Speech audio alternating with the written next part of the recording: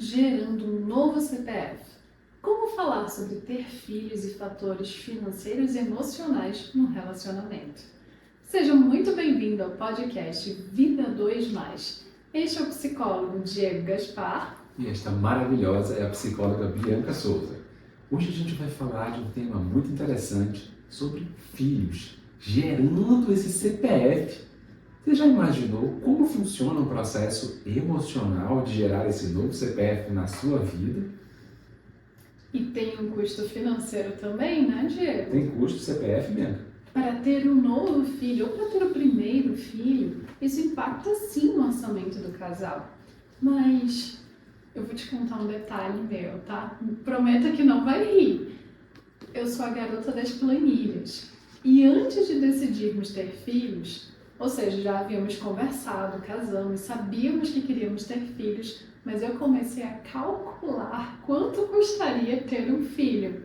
E acreditem, quando chegou em 1 milhão, muito antes de terminar a primeira infância, eu falei, não, Diego, acho que eu vou deixar essa planilha aqui de lado, salva no computador, mas de lado.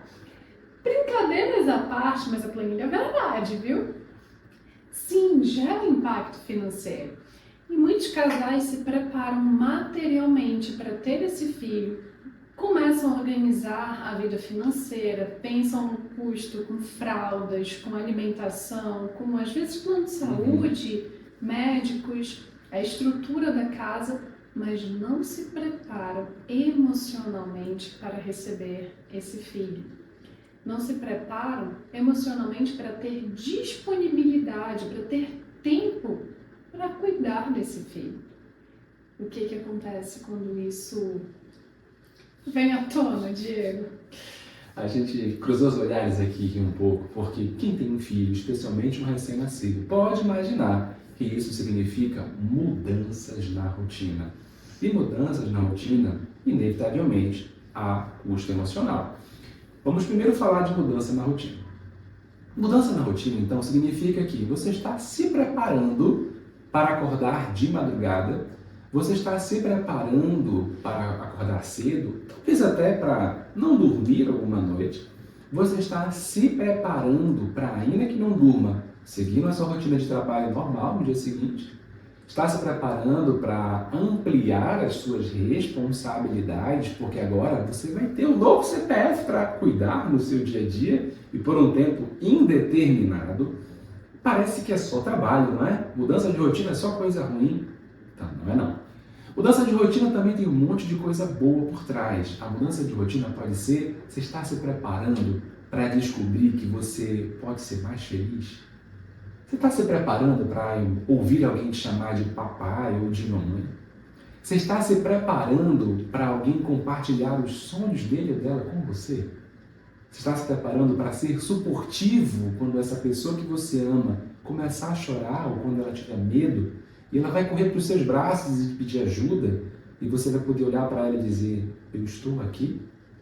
Você está se preparando para entender que a sua função de pai, de mãe, ela é insubstituível e que ninguém é melhor do que você para fazer essa função? Você está se preparando para descobrir o seu potencial que nem você imaginava que tinha? Isso também tem a ver com a nova rotina. Porque muitas vezes a rotina é trazida como um fardo. Meu Deus, vou ter um filho, vou acabar com a minha vida. Não é. Você vai ter responsabilidades. E aqui a gente não está fantasiando, a gente não está falando daquele estúdio que tem várias princesas, não se trata daquele tipo de conto.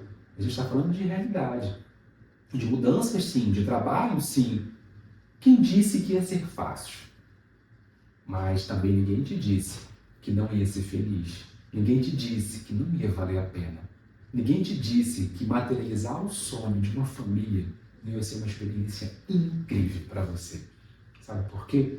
Porque isso também tem a ver com planejamento emocional. Tem a ver com a sua escolha. Bianca, fala pra gente como que esse planejamento emocional é importante. Falamos um pouquinho sobre a importância do financeiro, mas se planejar emocionalmente é porque o casal vai ter impacto, sim, na sua rotina, nas suas escolhas, no seu tempo um para o outro.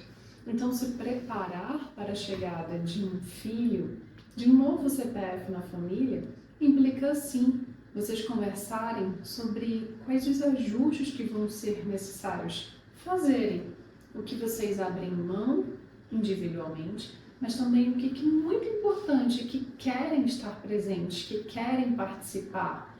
Às vezes, dependendo do contexto financeiro da família, é possível terceirizar muita mão de obra, contratar uma babá, levar num serviço de saúde particular. Isso vai ter um tempo diferente. Mas para aqueles casais que não têm esse tipo de recurso, um dos responsáveis por aquela criança vão precisar sim se disponibilizar para acompanhar nas consultas, para levar no posto de saúde, para as vacinas e de acordo com as necessidades de cada fase do desenvolvimento desse filho. Mas como então priorizar também tempo para o casal? Então é necessário conversar sobre o que é importante para você, o que você não abre mão da companhia do outro, mas considerando agora a existência desse filho. A chegada desse novo ente na família implica vocês serem muito francos com as expectativas, mas também encararem a realidade. O Diego mencionou de uma maneira não romântica, mas feliz as possibilidades. Infelizmente, muitos casais não vivem um contexto harmonioso. Estão imersos em violências domésticas, em contextos de necessidades financeiras ou até mesmo ambos precisando sair o dia inteiro e não terem rede de apoio para os filhos e dependerem de serviços ofertados na cidade, como creches. O que você dá conta de viver? Isso implica, então, planejamento familiar. Você conseguiria facilmente, pela sua condição de vida, uma matrícula para o seu filho numa creche do município, deixá-lo de manhã para que você possa trabalhar e voltar só no final do dia? O casal vai concordar com isso? É um ambiente que o casal já visitou e confia? Foi buscar informações? É um contexto que o casal também já se alinhou sobre a alimentação da criança, até mesmo se ela ficar em casa? Vejam, incluir esse filho na rotina do casal não é mais uma escolha, é uma responsabilidade. Contudo, é uma escolha sim, você continua cuidando da saúde do seu relacionamento, mesmo diante do trabalho, do cansaço, das responsabilidades, se existe o desejo de continuar nesse relacionamento. Agora, Diego, esse planejamento emocional, como a pessoa pode se sentir preparada? Há algum sinal para ela se acalmar, para ela ter como métrica que ela já está preparada para ter esse filho? Boa pergunta. Se não fosse a Bianca, eles até que era pegadinha, viu? Mas vamos lá. A pergunta é tão boa porque falar de planejamento emocional é também falar de segurança. É também falar de vários pontos de processos que nós, enquanto seres humanos, vivemos que nos levam a uma condição de dúvida sobre nós mesmos. Duvidar da nossa capacidade, duvidar se vamos dar conta, duvidar se realmente é a melhor decisão, duvidar, será que eu estou preparado mesmo para ter um filho ou não? São muitas dúvidas. Então, essas instabilidades, essas inseguranças emocionais são dicas de fragilidades naturais. Isso não é sinal de doença não, tá, gente? Fazem parte da nossa condição humana. A questão é, se essas fragilidades ainda estão presentes, elas precisam ser revistas, elas precisam ser repensadas, reanalisadas, onde, de certa forma, para cada uma dessas fragilidades, existe uma estratégia de enfrentamento. Exemplo, estou com dúvida se eu estou preparado para ter um filho ou não. Então vamos avaliar essa preparação. E estruturalmente, você tem um ambiente já preparado para receber esse filho? Financeiramente, você tem condições financeiras de manter esse novo CPF? Em termos de suporte social, você tem familiares ou subsídio no seu município para deixar essa criança na creche ou com um familiar que você vai precisar para você seguir para o seu trabalho? Você está se dispondo a sair do seu trabalho e assumir essa criança? Você fez uma reserva de emergência para isso? O seu esposo ou esposa dá conta de arcar com as despesas da casa para você investir nesse filho? Percebe? Cada uma dessas demandas precisa ser repensada e avaliada para que a decisão seja do casal. Então, o planejamento emocional, ele não é do indivíduo, ele é do casal. Porque a mudança na vida não vai ser do indivíduo, vai ser do casal. Então, é preciso entender que, sim, vamos priorizar o casal, não vamos deixar esse casal acabar, porque antes de ter filhos, havia um casal, querem continuar como um casal, então é preciso também ter planejamento emocional para o casal. Exemplo, como vai ficar a vida 2 desse casal depois que o filho nascer? Como vai ficar a intimidade desse casal depois que o filho nascer? Quando esse casal vai ter momento para curtir a companhia um do outro quando este filho nascer? O que isso implica de mudança na rotina desse casal enquanto casal? Vão ter viagens só com os filhos? Vão ter viagens só para casal? Vão ficar juntos enquanto casal? Vão sair para jantar, para ter um momento a dois? Ou vai ser só com os filhos dali para frente? Os dois concordam? Tem alguém que discorde? Isso tudo é muito importante para que o planejamento emocional represente estabilidade emocional. Então, essa é a dica para você avaliar que você está progredindo na direção de um filho. Esse filho te traz a sensação de estabilidade emocional, você já percebeu decisões e condições na vida que você leva para tomar essa decisão? Se sua resposta é sim, isso significa que você está no caminho de estabilidade emocional. Então, este é um indicador positivo que pode te ajudar a decidir sobre ter um filho ou não, porque você já se percebe crescendo e bem nesse sentido. Porém, Bianca, quando esse planejamento emocional começa a ter problemas, e aí talvez seja necessário repensar as responsabilidades do casal. Como é que uma pessoa pode dizer para outra que está se sentindo sozinha ou sobrecarregada, talvez, para lidar com as demandas deste novo ente que chega? Na verdade, existem várias maneiras de comunicar. Não só a fala. Hoje, a partir da tecnologia, é possível escrever um e-mail, mandar um áudio, gravar um vídeo rapidinho e comunicar para o outro, expressar para o outro como você está se sentindo. Então lembre-se, não é criticar o outro. Fale de você e sugira como aquela pessoa pode lhe dar suporte diante da nova responsabilidade de uma criança, de um adolescente, na família.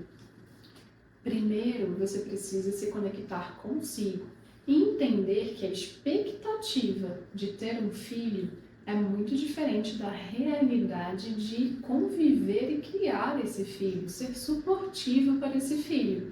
Então, se você tiver uma visão romântica, se pergunte, comece a tentar literalmente visualizar. Feche os olhos e visualize. Como eu imagino que a vida será após o nascimento? Com essa criança crescendo, eu terei espaço? Eu terei tempo na minha agenda? Eu terei condição financeira para viver as expectativas que eu desejo diante das responsabilidades que virão? Como eu me ajustarei? Como ficará a minha relação com o meu próprio corpo, seja pai ou mãe? Porque às vezes, para ter aquele filho, é necessário alguns ajustes, até mesmo no tempo livre daquela pessoa.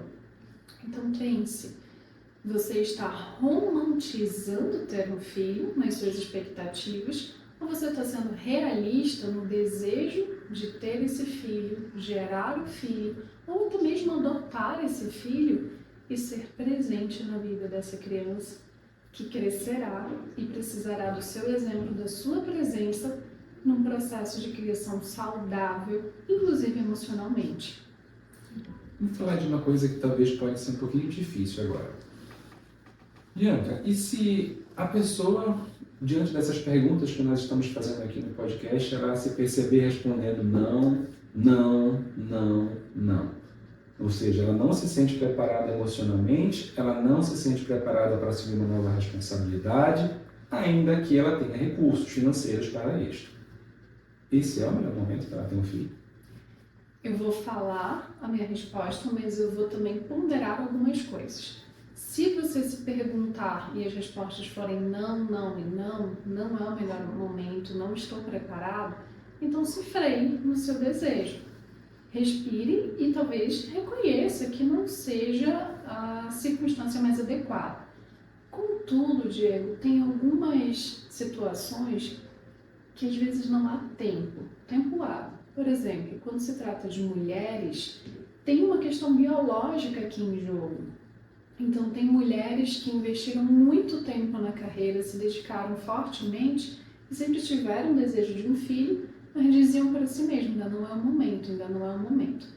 Se for possível, existe uma estratégia da medicina de congelar ovos. É um procedimento relativamente caro, mas que é possível sim para uma futura gravidez numa idade ali relativamente após os 35, 40 anos. É até recomendável se financeiramente for viável. Para que se essa mulher ainda não tenha convicção de que ela quer ser mãe, ela pode postergar. Agora, uma situação masculina é inclusive assim, você tem disponibilidade de tempo, você tem paciência para se presentificar, porque talvez isso seja necessário ser extremamente dialogado com a sua parceira ou parceiro. Porque pode ser aquele pai que ele decida, eu quero ser pai, mas não quero estar tão presente, mas quero ser pai. Se o cônjuge, se o parceiro ou parceira conceder isso, ou seja, concordar com essa situação, por que não? Desde que isso fique extremamente bem acordado.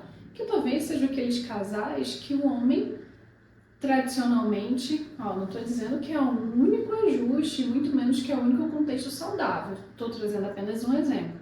Mas que esse homem opta em ser o provedor e se afasta do cotidiano para trabalhar e prover materialmente a família, enquanto a outra parte, às vezes a mulher ou outro homem, dependendo do relacionamento, cuide daquela criança que veio para o contexto familiar. Se for um acordo e um ajuste do casal, não tem problema. Agora, se ambos se deparam com a resposta não, talvez vocês precisem repensar a vida, inclusive se estão trazendo para si expectativas de outras pessoas que não sejam o próprio desejo de vocês sobre ter filhos. Então, fica aí algumas reflexões para você. É o seu momento, considere o seu fator cronológico, especialmente se for mulher e acima dos 35 anos. Nós sabemos que biologicamente há um risco maior para essa gestação, mas também leve em consideração aí como o seu parceiro, sua parceira funciona, qual o planejamento dessa vida a dois, divisão de tarefas também, para que não haja uma sobrecarga para um ou para outro, seja financeiramente, seja com relação a desgaste físico e emocional, pelo manejo de lidar com toda a responsabilidade de acompanhar este novo CPF na sua rotina. Dito isso, gente, nós agradecemos imensamente a presença de vocês no nosso podcast de hoje. Um beijo instalado e até a próxima. Até lá!